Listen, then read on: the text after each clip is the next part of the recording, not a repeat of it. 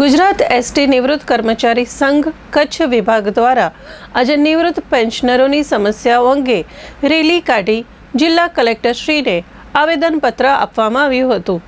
સંઘના પ્રમુખ શ્રી સુરેશભાઈ લાલજીભાઈ ચૌહાણ, મંત્રી શ્રી સુરેશભાઈ વલોણ, ખજાનચી શ્રી વેલજીભાઈ ડુંગરિયા અને સલાહકાર શ્રી વલ્લભભાઈ કચ્છવાની આગેવાનીમાં મોટા પ્રમાણમાં નિવૃત્ત કર્મચારીઓ આ રેલીમાં જોડાયા હતા।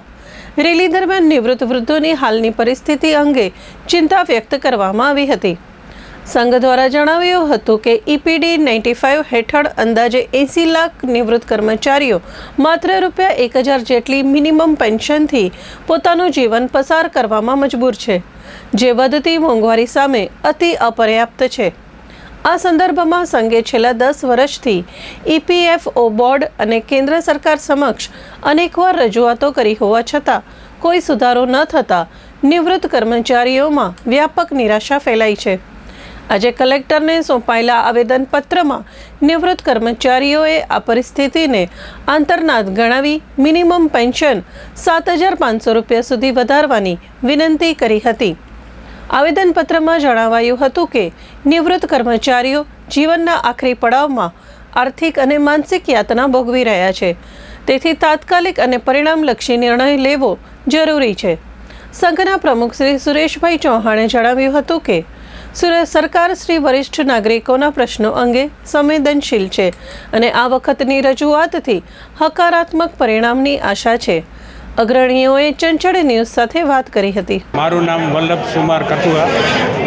આજે અમે એસટીમાંથી નિવૃત્ત થઈ ગયેલા કર્મચારીઓ પેન્શન વધારાની માંગણી માટે માનનીય કલેક્ટરશ્રીને આવેદનપત્ર આપવા આવ્યા હતા। હવે અમને જે પેન્શન મળે છે ને એ તો કોઈને કહીએ તો હાસ્યાસ્પદ લાગે। 1000 રૂપિયા જેટલું પેન્શન મળે છે। ગુજરાત સરકારના કર્મચારીઓ છે એ નિવૃત્ત થાય તો એને મિનિમમ પેન્શન 9000 રૂપિયા મળે છે।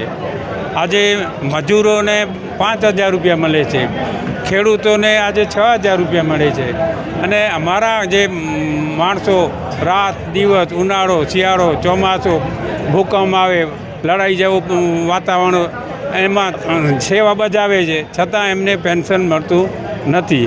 હવે એ માણસો આજે બહુ ખરાબ પરિસ્થિતિમાં પોતાનું જીવન ધોરણ ગુજારી રહ્યા છે। હું મારો દાખલો લઉં, હું નિવૃત્ત થયો ત્યારે મને 55000 રૂપિયા પગાર મળતો હતો અને મને અત્યારે 1600 રૂપિયા પેન્શન મળે છે।